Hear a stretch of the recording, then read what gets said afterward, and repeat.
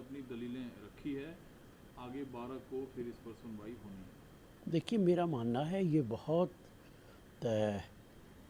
ऐसा मुद्दा है जिससे लोगों की आस्थाएं जुड़ी हुई हैं। सुप्रीम कोर्ट को इस पे कदम उठाना चाहिए। इस मामले को डिस्ट्रिक्ट कोर्ट, फिर हाई कोर्ट, फिर सुप्रीम कोर्ट नहीं चलना चाहिए। दूसरी बाबरी मस्जिद नहीं बनाने की कोशिश करनी चाहिए। सुप्रीम कोर्ट के जजेस को चाहिए कि इस पे फैसला करें और इस चैप्टर को बंद करें। सर, केजरीवाल सरकार ने 60% अपने विधायकों की बढ़ोतरी की है वेतन में, जिसका विधेयक भी विधानसभा में पारित हुआ। देखिए, नेताओं की ये आदत बन गई है कि जब वो सत्ता में नहीं होते तो लंबे चौड़े वादे करते, सत्ता में आने के बाद अपने वादे भूल जाते।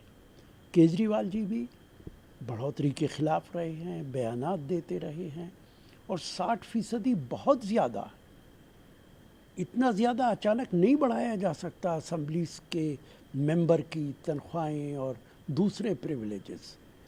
गरीब आदमी की तरफ देखिए, एमएलए एमपीज जनता की खिदमत करने के लिए होते, सैलरी लेने के लिए नहीं होते।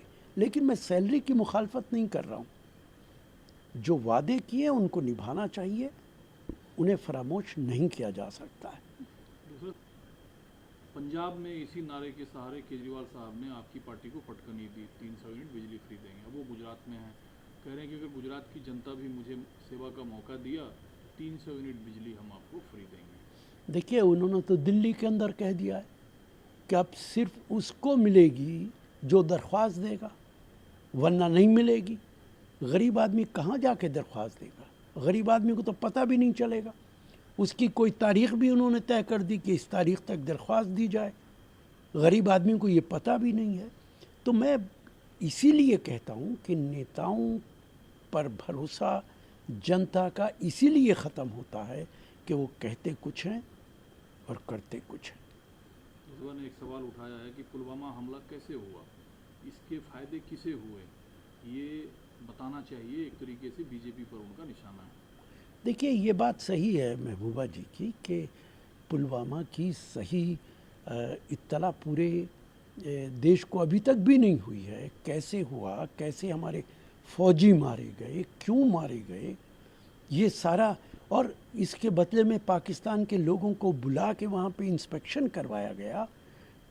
तो इसका फ़ायदा किसको हुआ? राजनीतिक फ़ायदा किसको हुआ? तो शक और शुबे के बादल तो हमेशा छाए हुए हैं।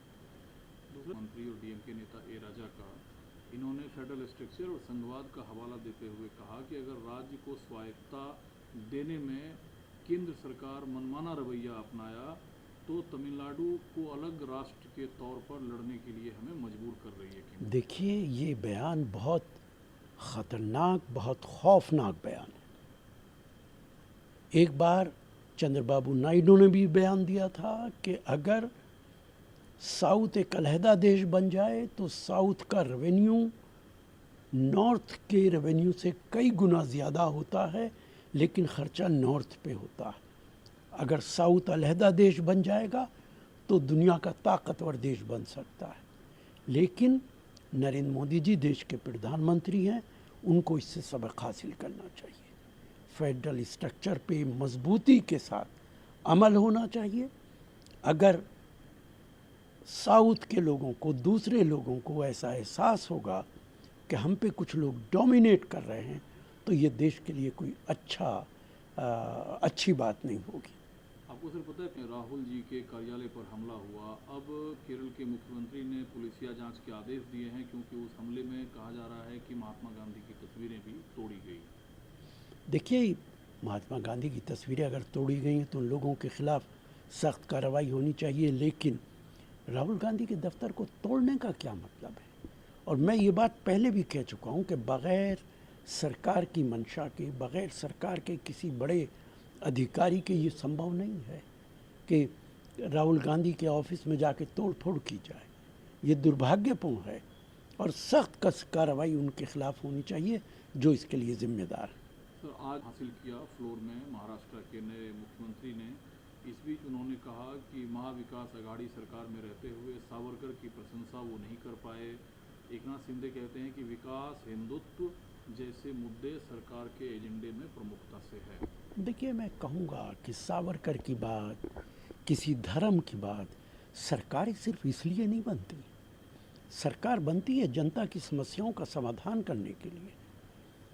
आप किसको नेता मानते हैं ये आपका पर्सनल मामला हो सकता है, किस धर्म को मानते हैं ये आपका ज़ाती मामला हो सकता है, लेकिन ताकत आपके हाथों में इसलिए दी जाती है कि जनता की समस्याओं का समाधान करें। जो कुछ महाराष्ट्र के अंदर हुआ है वो लोकतंत्र का खिलवाड़ है, संविधान का खिलवाड़ है। सर, देवी देवताओं के चित्रण को लेकर लगातार समाज में विवाद पनपते रहा। इस बीच कहा जा रहा है कि एक फिल्म डॉक्यूमेंट्री में हिंदू देवी काली को सिगरेट पीते हुए दिखाया। देखिए, वो पोस्टर मैंने देखा है, बहुत दुर्भाग्यपूर्ण है, लेकिन इसके लिए सबसे ज़्यादा भारतीय जनता पार्टी की सरकार, प्रधानमंत्री जिम्मेदार है। अगर नुपुर शर्मा बयान दे के प्रोटेक्शन हासिल करेंगी, सुप्रीम कोर्ट के निर्देश के बावजूद सुप्रीम कोर्ट का मजाक बनाया जाएगा, तो देश की जनता ये महसूस करेगी कि किसी का भी मजाक बनाया जा सकता है, देवी का, देवताओं का, प्रॉफिट का। ये दुर्भाग्यपूर्ण है। ये देश इस बात के लिए जाना जाता था कि एक दूसरे के धर्म की इज्जत होती है हिंदुस्तान में, लेकिन आज पूरी दुनिया में ये देश समझा जाएगा कि एक दूसरे के धर्म का मजाक बनाया जाता है।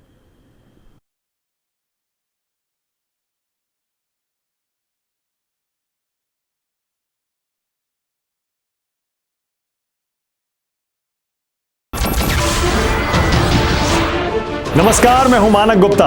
अगर आपको हमारा ये वीडियो पसंद आया हो तो इसे लाइक और शेयर जरूर करें, और हां, हमें सब्सक्राइब और फॉलो करना ना भूलें ताकि आप देश और दुनिया की कोई खबर मिस ना करें। तो जुड़े रहिए हमारे साथ और देखते रहिए न्यूज़ 24।